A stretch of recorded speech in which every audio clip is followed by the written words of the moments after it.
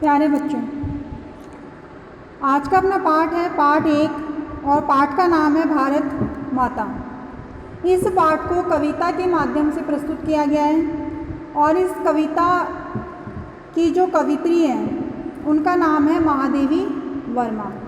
महादेवी वर्मा के बारे में अपन थोड़ी सी चर्चा कविता को पढ़ने के बाद में करेंगे। इस कविता के अंदर महादेवी वर्मा ने भारत माता की विशेषताओं के बारे में बताया है कि भारत माता में कौन कौन से गुण विद्यमान हैं। वो प्रेम से, शक्ति से, सभी गुणों से युक्त है और हम सभी जो है इस धरती पर जो भी कुछ है वो सभी भारत माता का माना गया है। तो इस नाते हम सभी को भारतीय होने पर गर्व होना चाहिए। तो अब अपन कविता शुरू करने जा रहे हैं।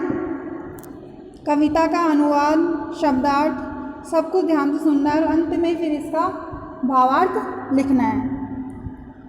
तो कवित्री क्या कह रही है? भारत जननी भारत माता, अनुरागमयी वरदानमयी भारत जननी भारत माता। भारत जननी, जननी का मतलब होता है जन्म देने वाली।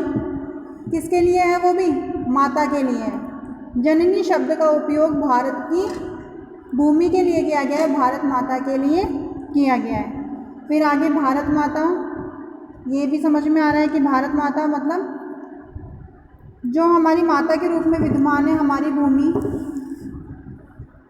अनुरागमयी वरदानमयी, अनुराग मतलब क्या होता है? अनुराग का मतलब होता है प्रेम, प्यार, स्नेह।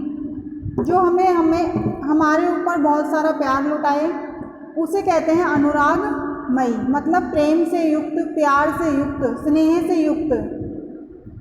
वरदानमयी, जो हमें वरदान दे सके, वरदान से युक्त। तो भारत की भूमि हमें हमेशा वरदान देती है, हमेशा भारत में हरियाली छाई रहती है। क्या कह रहा है ये कि भारत माता कैसी है? प्रेममयी है, हम सभी को प्यार देने वाली है। वरदानमयी है, हम सभी को वरदान देने वाली है। कौन है? भारत जननी भारत माता, हम सभी को जन्म देने वाली भारत माता क्या है? वरदान से युक्त है। तो वो हमें हमेशा वरदान प्रदान करती है और प्रेम से युक्त है और जिसके पास जो चीज़ होगी सामने वाले को वही चीज़ अपन लौटाएंगे। अगर हमारे हृदय में बहुत सारा प्यार है तो हम सामने वाले व्यक्ति को क्या देंगे? प्यार देंगे। अगर हमारे हृदय में नफ़रत है तो हम सामने वाले व्यक्ति को क्या देंगे? नफ़रत देंगे। गुस्सा है तो हम उसे क्या देंगे? गुस्सा प्रदान करेंगे, हम उसके ऊपर क्रोधित हो जाएंगे, उसे भी हम क्या करेंगे? गुस्सा दिलाएंगे। तो भारत माता का स्वभाव बिल्कुल भी ऐसा नहीं है। उनका स्वभाव कैसा है? प्रेम से युक्त है और वरदान से युक्त है। अब जब भारत माता के पास जब प्रेम है, वरदान है, तो वो भारतीय को क्या करती है? हमेशा अपना प्रेम लुटाती रहती है और उनको हमेशा वरदान देती रहती है। मस्तक तेरे शोभित शतदल सा, यह उच्च हिमालय खड़ा हुआ, नीलम मोती की माला सा, गंगा यमुना जल लहराता। आप सभी जानते हैं कि हिमालय को क्या कहा गया? भारत माता का मुकुट कहा गया है क्योंकि वो सबसे ऊंचा है पर्वत। तो मस्तक यानी माथे पर, मुकुट को अपन कहाँ पहनते हैं? माथे पर पहनते हैं। तेरे शोभित शतदल सा, शोभित मतलब सुशोभित, जो हमें सुशोभित करता है, हमारे शरीर की शोभा बढ़ाता है। शतदल, शतदल का मतलब होता है कमल, मतलब कमल के समान सुशोभित। शतदल सा मतलब कमल सा, सा आ गया तो सा का अपन अर्थ क्या लेंगे? के समान। किसके समान? कमल के समान सुशोभित। कमल के समान सुशोभित क्या हो रहा है? हिमालय, यह उच्च हिमालय खड़ा। और तेरी भूमि के ऊपर जो ये ऊंचा पर्वत हिमालय खड़ा हुआ है, यह तेरे मस्तक पर कमल के समान सुशोभित होता है। तो इसका अपन भावार्थ ऐसे भी लिख सकते हैं कि तेरी भूमि पर मुकुट रूपी जो हिमालय खड़ा हुआ है, यह तेरे मस्तक पर कमल के समान सुशोभित होता है। अब आगे आता है, नीलम मोती की माला सा गंगा यमुना जल लहराता। जो गंगा नदी है, जो यमुना नदी है, उसके जल के बारे में बताया गया है। उसके जल की तुलना की गई है, किससे की गई है? माला से। माला सा, माला सा मतलब माला के समान। जैसे अपन ने पढ़ा था शतदल सा मतलब कमल के समान, तो माला सा मतलब माला के समान। अब माला के समान क्या सुशोभित हो रहा है? गंगा यमुना का जल। कौन सी माला के समान सुशोभित हो रहा है? नीलम मोती की माला सा। नीलम मतलब नीले, नीलम बोलते हैं नीले रंग को, तो नीले रंग की मोती की माला सा, जो नीले मोतियों की माला के समान गंगा यमुना का जल तुम्हारे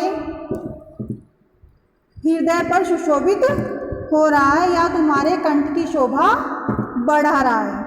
आगे आता है, स्नेहमयी वरदानमयी भारत जननी भारत माता।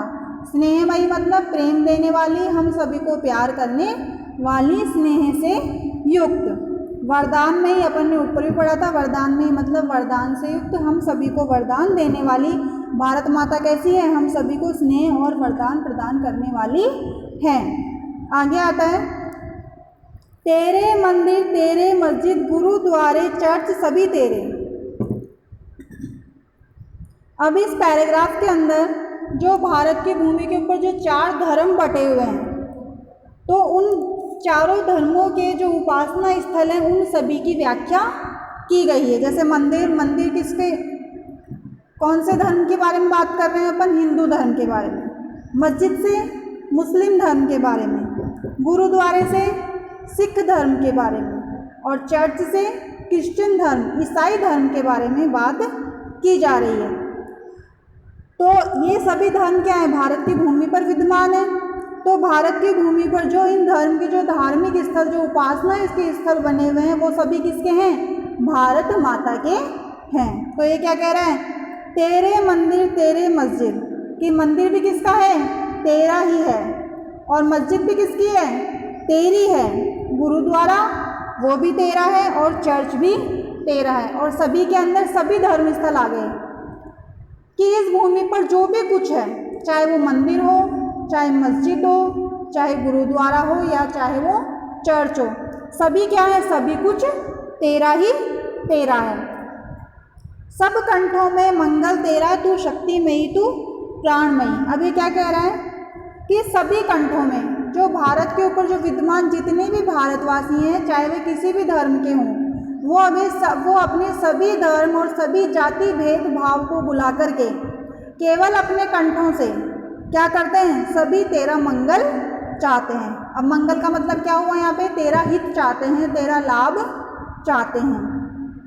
ऐसा तो है नहीं कि भारत माता का लाभ केवल हिंदू धर्म का व्यक्ति चाहेगा, या मुस्लिम का चाहेगा, या केवल ईसाई का चाहेगा, या सिख धर्म का चाहेगा। ऐसा कुछ नहीं है। जितने धर्म के लोग हैं यहाँ पर, चाहे जितनी जाति के लोग हैं, चाहे करोड़ लाखों करोड़ों निवासी जो यहाँ पर निवास करते हैं, वो सभी कंठों से तेरा क्या चाहते हैं? तेरा मंगल चाहते हैं, तेरा हित चाहते हैं, तेरा लाभ चाहते हैं, और सभी की शुभकामनाएं किसके साथ है? भारत माता के साथ है। तू शक्तिमयी तू प्राणमयी। तू कैसी है? तू शक्ति से युक्त है, तेरे पास सारी शक्तियाँ विद्यमान हैं। क्यों है? क्योंकि भारत की भूमि पर कई तरह के खनिज पदार्थ और हरियाली, बहुत सारी फसलें, ये सभी क्या है? होती रहती हैं। तो क्या बोला गया है कि तेरी भूमि के ऊपर इतनी शक्ति है, तू प्राणमयी, और तू क्या है? सबको प्राण देने वाली है, खुद भी प्राणों से युक्त है और सबको भी क्या है? प्राण प्रदान करने वाली है। अनुरागमयी वरदानमयी भारत जननी भारत माता। हमारी भारत माता कैसी है? सभी को प्रेम देने वाली है, सभी को वरदान देने वाली है। अब इस कविता से हमें क्या संदेश मिलता है? जब भारत की भूमि के अंदर जब इतने गुण विद्यमान हैं और वह हमें इतना हमारे ऊपर लुटाती है, तो इस नाते क्या होना चाहिए? हम सभी देशवासियों को भारतीय होने का गर्व होना चाहिए, और पाश्चात्य संस्कृति को छोड़ करके हमें हमारी भारतीय संस्कृति का सम्मान करना चाहिए। एक बार इस पाठ का अपन सिर्फ भावार्थ देख लेते हैं। भारत माता कैसी है? प्रेम देने वाली और वरदान देने वाली है। और भारत माता के मस्तक पर मुकुट रूपी हिमालय कमल के समान सुशोभित होता है। दिया हुआ है ना, मस्तक तेरे शोभित शतदल सा, यह उच्च हिमालय खड़ा हुआ। तो भारत माता के मस्तक पर मुकुट रूपी हिमालय, हिमालय ने किसका रूप ले रखा है? मुकुट का रूप ले रखा है। और किसके समान ले रखा है? कमल के समान ले रखा है, और वो उसके मस्तक की शोभा को बढ़ा रहा है। आगे आता है, नीले मोतियों की माला के समान गंगा यमुना का जल तेरे कंठ की शोभा को बढ़ा रहा है। अब माला की बात की गई है, माना कि इसके अंदर कंठ कहीं नहीं दिया हुआ, हृदय शब्द भी नहीं दिया हुआ, लेकिन माला की बात की गई है। तो माला को अपन कहाँ धारण करते हैं? हमारे कंठ में धारण करते हैं, गले में धारण करते हैं। तो वो माला कंठ पे धारण की हुई माला हमें कहाँ छूती है? हमें हमारे हृदय पर छूती है। तो अपन कह सकते हैं कि नीले मोतियों की माला के समान गंगा यमुना का जल तुम्हारे कंठ की शोभा बढ़ा रहा है या तुम्हारे हृदय की शोभा बढ़ा रहा है। आगे आता है, भारत माता स्नेह से युक्त और वरदान से युक्त है, और वो हमें वरदान और प्रेम प्रदान करती है। आगे कहा गया है कि इस भूमि के ऊपर जितनी भी मंदिर, मस्जिद, गुरुद्वारे, चर्च, जितना भी सब कुछ है, सभी किसका है? भारत माता का है। सभी भारत के अंदर विद्यमान है और भारत के अंदर ही समाहित हो जाता है। आगे है, और जितनी भी धर्मों के यहाँ पर लोग रहते हैं, सभी कंठों से, सभी के मन के अंदर केवल कैसी भावना है? भारत माता के प्रति सम्मान, हित, भारत माता का लाभ, भारत माता की रक्षा की भावना है। भारत माता कैसी है? शक्तिमयी है, शक्ति प्रदान करने वाली है, प्राणमयी है, सभी को प्राण देने वाली है, प्राण प्रदान करने वाली है। प्राण प्रदान करने वाली कैसी हुई? क्योंकि भारत माता के ऊपर क्या है? बहुत हरियाली है। तो जहाँ पर हरियाली होगी तो प्राणों से हमें क्या, वृक्षों से हमें क्या मिलेगी? ऑक्सीजन मिलेगी, प्राणवायु मिलेगी। तो भारत की भूमि कैसी है? सभी को प्राण देने वाली है। अनुरागमयी, वरदानमयी, भारत जननी, भारत माता। ये पाठ आपको अच्छे से समझ में आ गया होगा। अगर नहीं आया है तो इस पाठ को एक बार पढ़ के इसकी व्याख्या, इसका भावार्थ लिख करके, जो समझ में नहीं आता है कमेंट बॉक्स में कमेंट करके बता देना है। अब अपन देखते हैं महादेवी वर्मा के बारे में। कवित्री का परिचय। महादेवी वर्मा क्या है? एक प्रसिद्ध कवित्री हैं। इनका जन्म उत्तर प्रदेश के फर्रुखाबाद जिले में 1907 में होली के दिन हुआ था। अगर प्रश्न पूछा जाए अपन को पाठ के साथ साथ, पाठ के प्रश्नों के साथ साथ जो पाठ का लेखक है उसके बारे में भी हमें सामान्य जानकारी होनी चाहिए, क्योंकि पाठ तो क्या है, अपन जब तक अपन पढ़ रहे हैं तब तक ही वो हम तक सीमित है। अभी आप 7th क्लास में हो, ये भारत माता का पाठ है, माना कि ये 7th में आ गया। अब ये ज़रूरी नहीं है कि 8th में भी रिपीट होगा ये चैप्टर, नहीं होगा। और क्या पता आगे अपन और किसी लेवल तक जाएं तो क्या पता छोटी सी कविता पद्यांश के अंदर पूछ ली जाए कि पद्यांश में से प्रश्न उत्तर बताइए। ये भी हो सकता है, आ भी सकता है और नहीं भी आ सकता। लेकिन जो पाठ का लेखक होता है, कविता का जो कवि होता है, जो भी कवित्री होती है, जिसने भी उसकी रचना की है, उसके बारे में हमें पता होना चाहिए। क्योंकि जैसे महादेवी वर्मा है, माना कि तुम्हारे भारत माता पाठ आगे आएगा या नहीं आएगा, इस बात का तो हमें नहीं पता, हम नहीं कह सकते। लेकिन महादेवी वर्मा की अन्य जो कविताएं हैं वो आपके आगे की कक्षा में ज़रूर आएंगी। इसलिए हमें महादेवी वर्मा के बारे में या और कोई लेखक हो उसके बारे में हमें पता होना चाहिए, क्योंकि लेखक की जानकारी हमें बार बार में हमारे काम में आती है। तो ज्ञान को सीमित नहीं रख करके क्या करना है, ज्ञान को बढ़ाना है। तो एक बार महादेवी वर्मा के बारे में अपन पढ़ लेते हैं। इन्होंने 1930 ईस्वी में प्रयाग विश्वविद्यालय में संस्कृत से MA किया था। कविता में पीड़ा विद्यमान होने के कारण वे वेदना की कवित्री एवं आधुनिक मीरा के नाम से प्रसिद्ध हैं। अब प्रश्न पूछ लिया जाए, आधुनिक मीरा के नाम से कौन सी कवित्री को जाना जाता है? किससे जाना जाता है? महादेवी वर्मा को। ऑप्शन दे दिया जाए, महादेवी वर्मा, सुभद्रा कुमारी चौहान, तो अपना उत्तर क्या होना चाहिए? महादेवी वर्मा को। किस कारण से जाना जाता है? क्योंकि इनकी कविताओं में क्या होती है? पीड़ा विद्यमान होती है, वेदना के ऊपर ये कविताएं लिखती हैं। आगे आता है, इनकी साहित्यिक, शैक्षिक एवं सामाजिक सेवाओं के लिए इन्हें भारत सरकार ने पद्म भूषण से सम्मानित किया। अब पूछा जाए, ऑप्शन दे दिया जाए, मान लीजिए कि निम्न में से पद्म भूषण से किसे सम्मानित किया गया, और 4 ऑप्शन दे दी जाएं। पहला ऑप्शन महादेवी वर्मा, सुभद्रा कुमारी चौहान, हरिवंश राय बच्चन, ये वो जो भी हो, मान लो कि उसमें एक ऑप्शन है जिसको पद्म भूषण मिला है और बाकी के 3 ऑप्शन नहीं है जिनको नहीं मिला है, तो अपन को क्या होना चाहिए? उसका उत्तर पता होना चाहिए कि पद्म भूषण किस किस कवि को मिला है, किस किस लेखक को मिला है। आगे आता है, इन्होंने कई प्रसिद्ध काव्य ग्रंथों के साथ अन्य गद्य रचनाएं भी लिखी।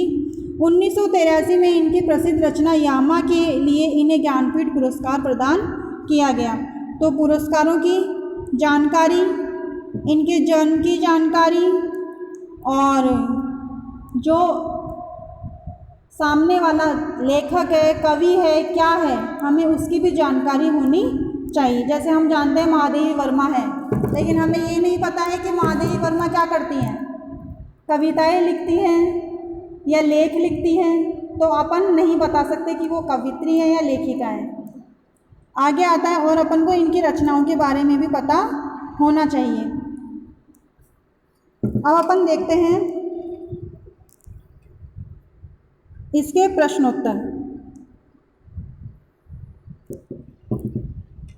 जैसे यह कविता किसका बखान करती है? पाठ अपन ने पढ़ा, कविता में किसके बारे में बताया गया है? भारत माता के बारे में। तो अपना उत्तर क्या होना चाहिए? यह कविता भारत माता का बखान करती है। भारत माता के मस्तक पर कमल के समान कौन शोभायमान है? अब मस्तक के ऊपर कौन रहता है? मुकुट रहता है, और भारत माता का मुकुट किसे कहा गया है? हिमालय को कहा गया है। तो इसका उत्तर क्या हो जाएगा? भारत माता के मस्तक पर कमल के समान हिमालय शोभायमान है। भारत माता के गले में नीलम मोती की माला के समान कौन शोभायमान है? गंगा यमुना का जल। इस कविता की रचना किसने की है? महादेवी वर्मा ने। आगे आता है संक्षेप के प्रश्न उत्तर, ये अपन अगले वाले वीडियो में देखेंगे। अगर इस वीडियो में आपको कुछ भी समझ में नहीं आया हो, चाहे वह कविता का भावार्थ हो या कोई प्रश्न उत्तर हो, तो आप कमेंट बॉक्स में मैसेज करके, कमेंट करके पूछ सकते हैं।